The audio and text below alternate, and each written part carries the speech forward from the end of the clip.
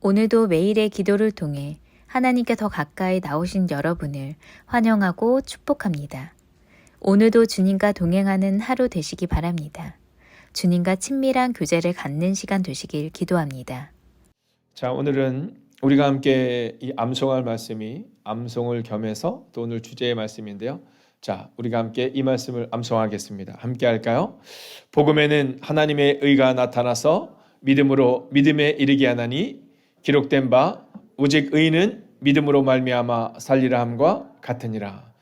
아멘. 로마서 1장 17절의 말씀입니다.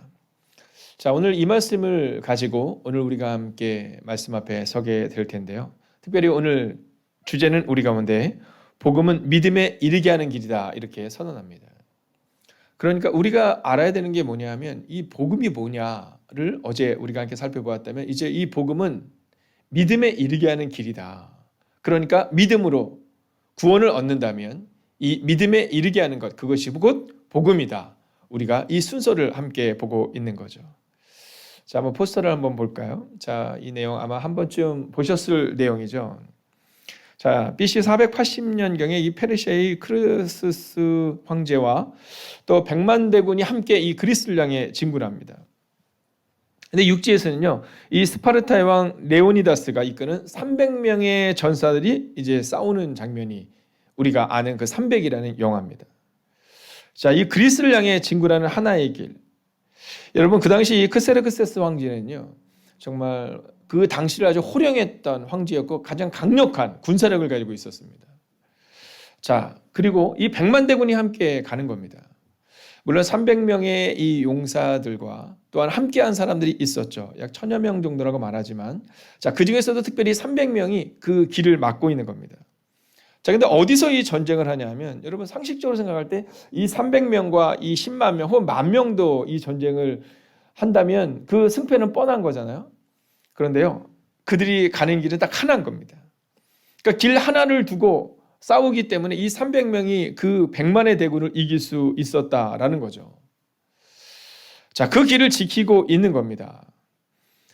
자, 저는요, 이 본문의 말씀을 우리가 다시 한번 읽어볼까요? 함께 했습니다. 시작.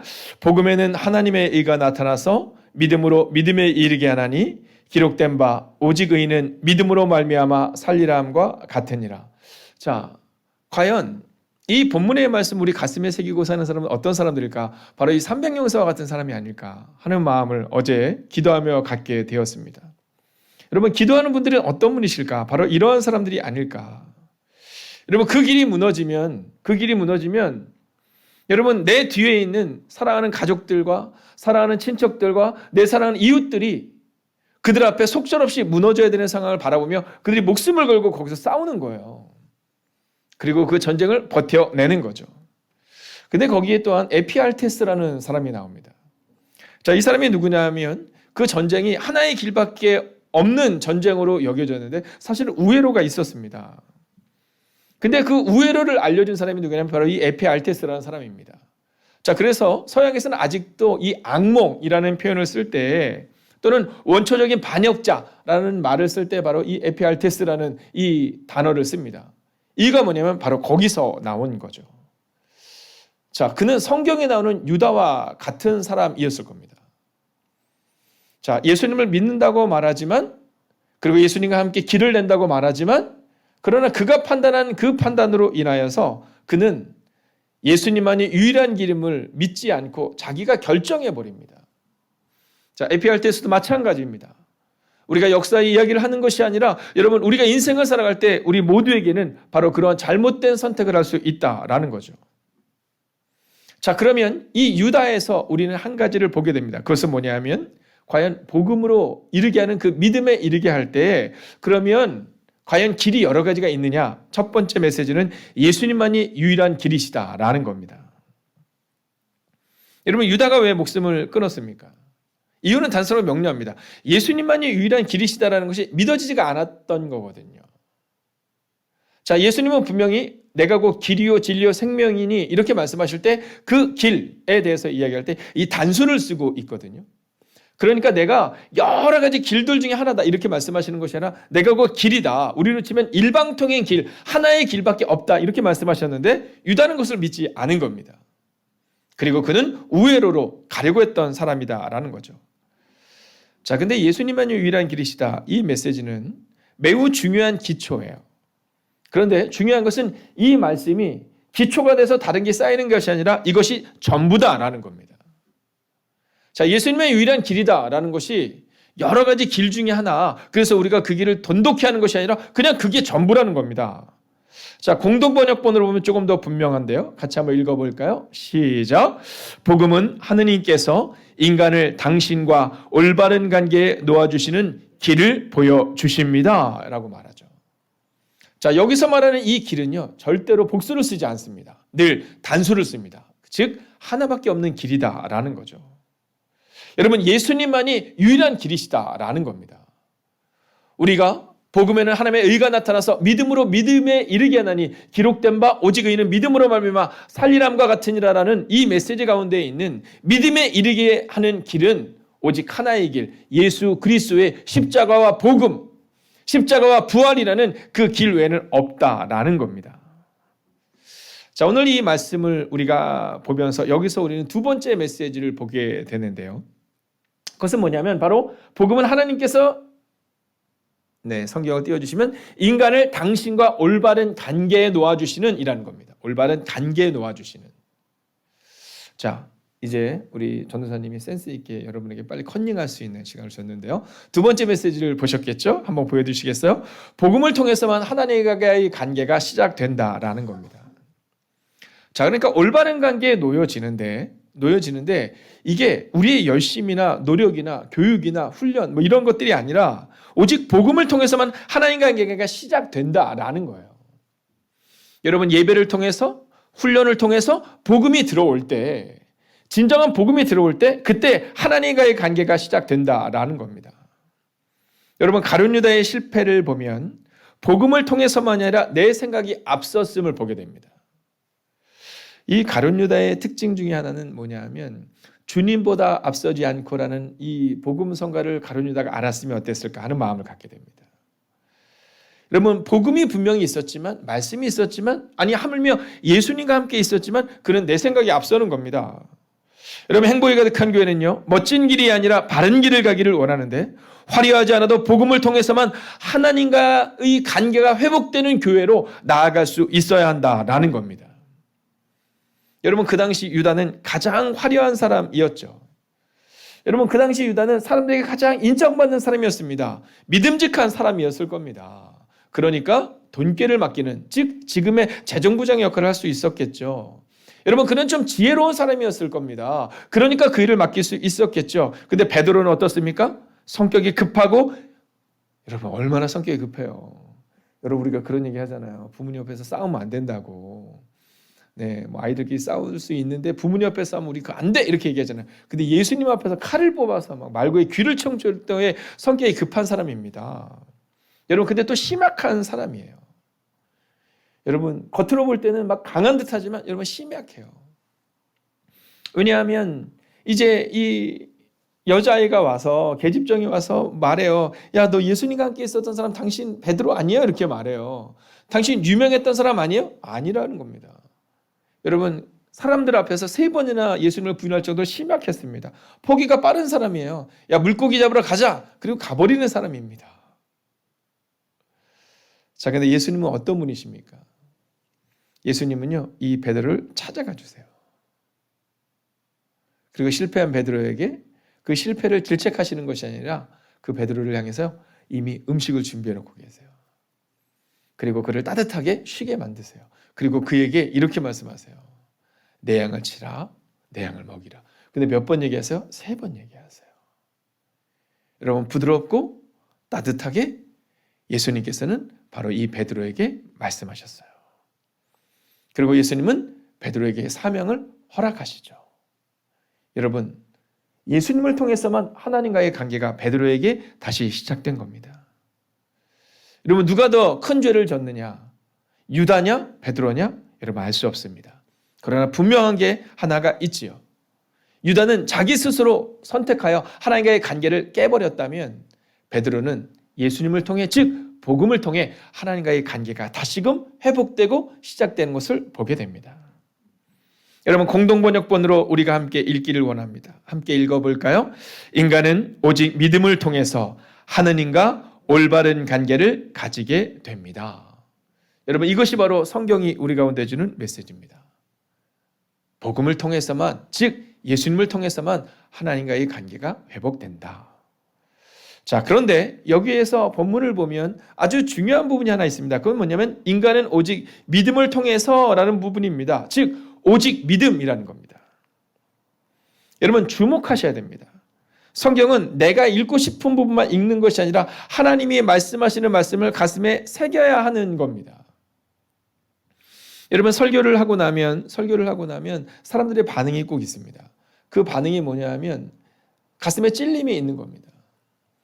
여러분 제가 예전에 이제 그런 책을 보고 영향을 받았던 교회가 있습니다.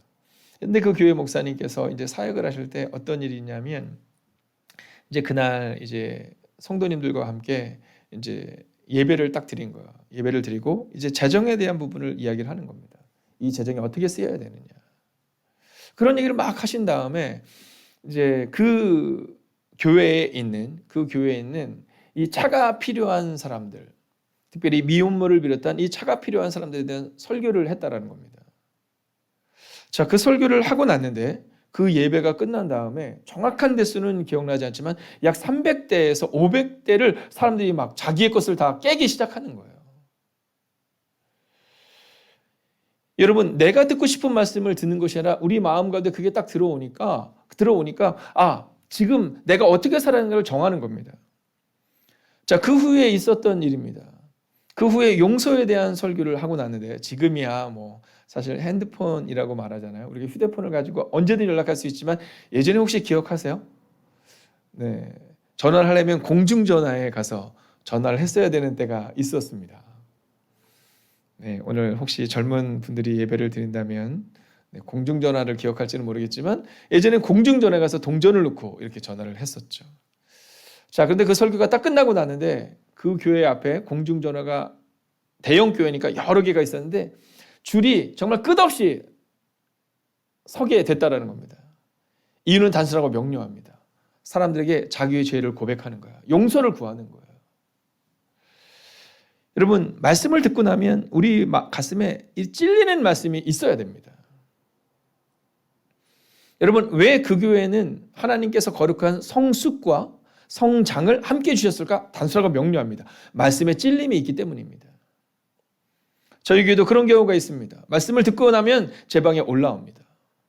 올라와서 목사님 이 말씀이 저에게 주는 말씀인 것 같다고, 제가 앞으로 그렇게 살아야 될 것 같다고, 왜 그렇게 살지 못했는지 제 마음이 아프다고 고백하는 사람이 있는가 하면 또 어떤 경우는 그 말씀이 혹시 나를 향해서 한 말씀 아니냐고 생각하는 분들도 있다라는 거죠.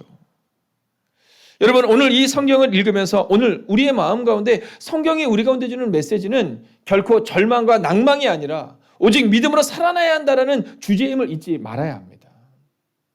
여러분, 우리가 만약 오직 믿음으로 진정 살아나기를 원한다면 여러분, 내가 판단하는 말씀이 아니라 바로 하나님께서 주시는 말씀 앞에 우리가 귀를 기울여야 한다라는 거죠.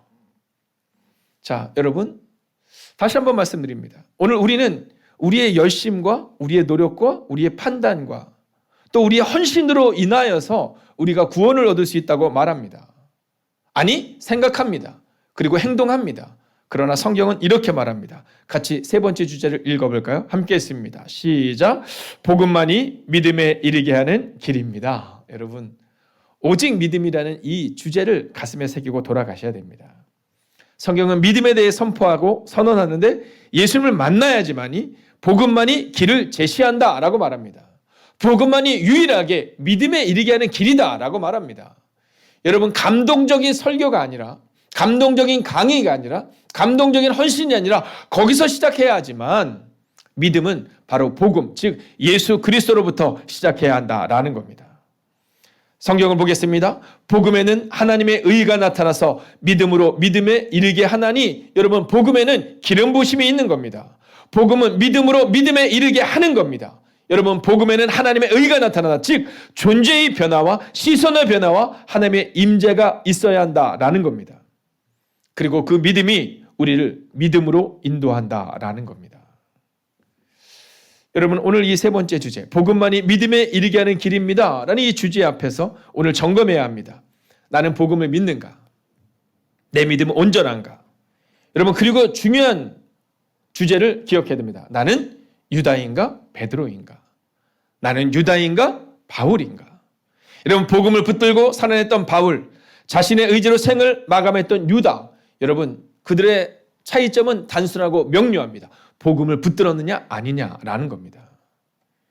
여러분, 유다는 예수님만이 유일한 길임을 믿지 않았지만 베드로와 바울은 예수님만이 유일한 길임을 믿었습니다. 여러분, 이제 우리는 이 말씀을 마치며 두 가지를 꼭 기억해야 됩니다. 첫째는 복음으로 나는 믿음에 이르렀다라는 확신입니다. 여러분, 내 노력도 아니고 내 헌신도 아니고 나의 시간의 열정도 아니고 그저 복음으로 나는 믿음에 이르렀다. 두 번째는 복음으로 복음에 이르게 해야 한다라는 겁니다. 여러분, 이제까지 우리가 복음으로 살아냈다면 이제는 그 복음으로 살아낼 수 있도록 누군가에게 복음을 전해야 한다라는 거죠. 오늘 저는 여러분에게 믿음으로 선언하고 선포합니다. 여러분, 함께 아멘으로 화답해 주십시오. 온라인으로 예배하는 사랑하는 지체들도 이 말씀 앞에 서십시오. 선포하겠습니다. 복음을 들고 살아내는 하루, 복음을 전하는 하루가 되십시오. 수험생들의 시간이 얼마 남지 않았다라고 말합니다. 우리가 아이들에게 흔히 하는 얘기가 있죠. 얘들아, 공부해야 돼. 다 때가 있어. 참 지혜로운 말인 것 같습니다. 공부해야 돼. 다 때가 있어. 여러분, 교회에서 예수행복 축제를 정하는 이유가 있습니다. 그것은 뭐냐면 전대도 때가 있다는 겁니다. 근데 우리가 자꾸 잊어버리거든요. 우리가 자꾸 만족하며 살아가거든요. 아이들에게 중간고사와 기말고사를 통해서 아이들이 다시 한번 자신의 학생임을 점검하듯이 우리는 이 시간들을 통해 우리를 점검하는 겁니다. 우리가 정말 복음으로 살아냈고 복음으로 구원을 얻었다면 이제는 누군가에게 그 복음을 전하는 하루를 살아갈 수 있어야 하겠죠. 여러분, 오늘 하루는요, 때가 있다는 사실을 잊지 않아야 합니다. 그래서 복음을 붙들고 오늘 하루를 살아내는 겁니다. 여러분, 이렇게 기도하기를 원합니다. 복음이 살아있는, 말씀이 살아있는 교회, 그렇게 복음이 전해지는 교회 될 수 있도록 여러분 자신이 교회임을 고백하며 합심으로 기도합시다. 오 주님, 오늘도 믿음으로 기도하며 나아갑니다. 하나님, 복음이 살아있는, 말씀이 살아있는 교회가 될 수 있기를 원합니다. 하나님, 그렇게 복음이 전해지는 교회가 되기를 원합니다. 오 주님, 오늘도 우리 가운데 오셔서, 오늘도 우리 가운데 역사하여 주셔서 하나님, 믿음으로 걷는 시간이 되게 하여 주시옵소서. 하나님, 복음이 살아있는, 말씀이 살아있는 교회가 되기를 원합니다. 그렇게 복음이 전해지는 교회가 되기를 원합니다. 하나님, 우리가 복음임을 기억하게 하여 주옵소서. 우리가 교회임을 기억하게 하여 주옵소서. 하나님, 그렇게 믿음으로 살아내고 말씀으로 살아내는 하나님의 삶을 되기를 원합니다. 오 주님, 오늘도 우리 가운데 오시옵소서. 오 주님, 오늘도 우리 가운데 역사하여 주시옵소서.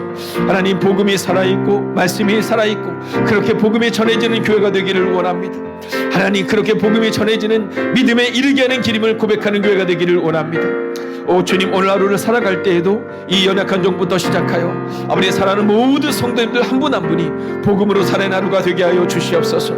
아버님의 7주간의 시간 우리는 복음을 붙들고 살아가기를 소원하며 나아가고 있습니다.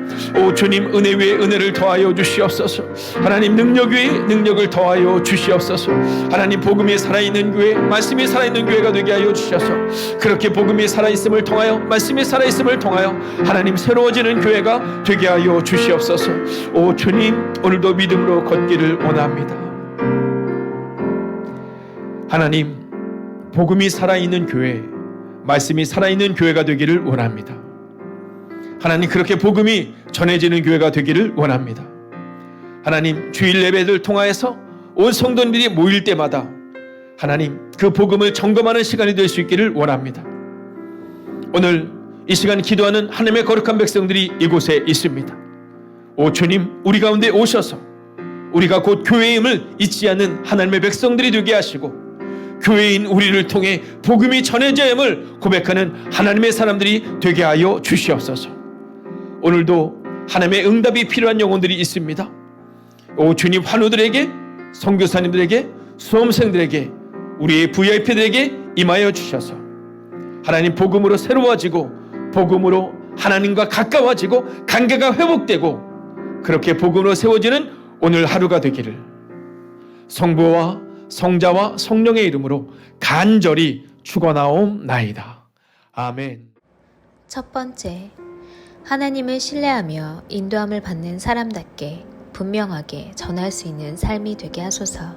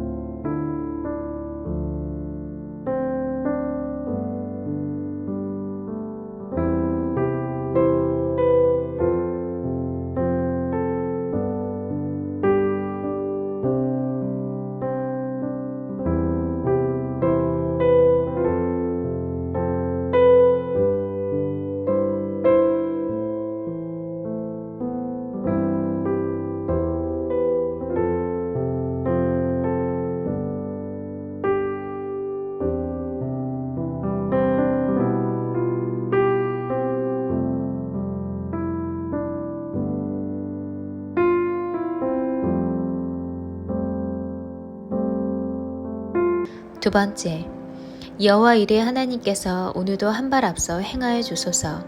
주님께서 곳곳에 머물고 그곳에서 일하여 주실 것을 믿고 담대히 주님을 찬양하며 나아가게 하소서.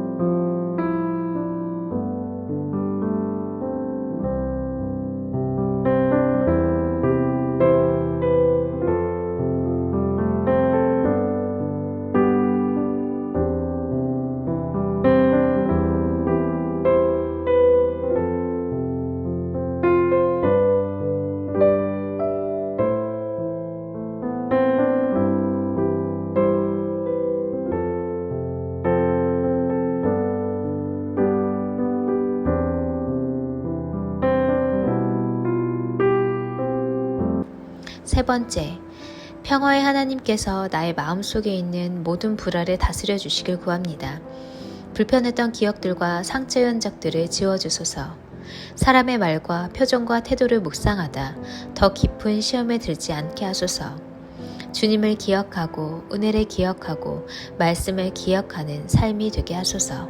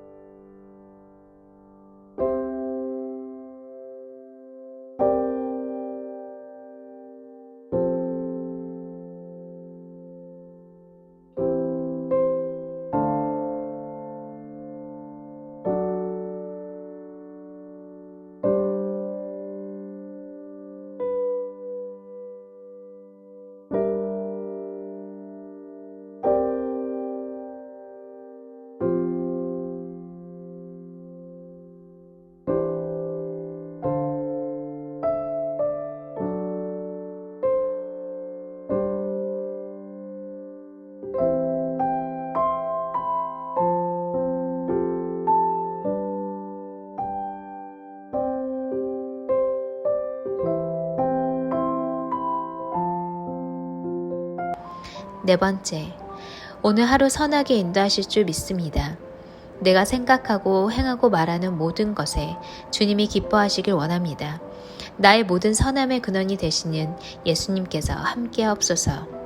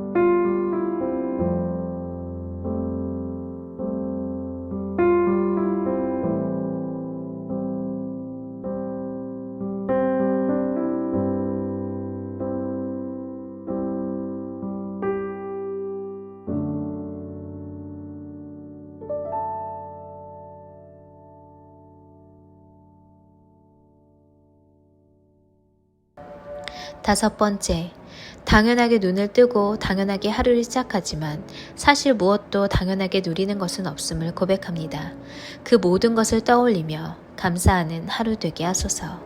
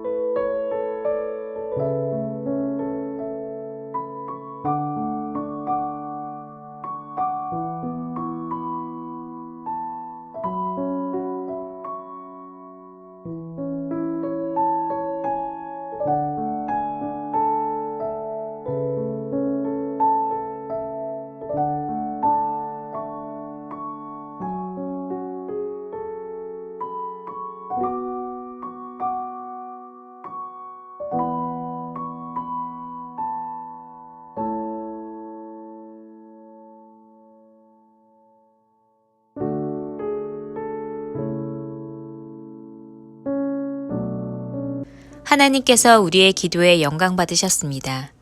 이제는 우리의 삶을 통해 하나님의 영광이 되시기 바랍니다.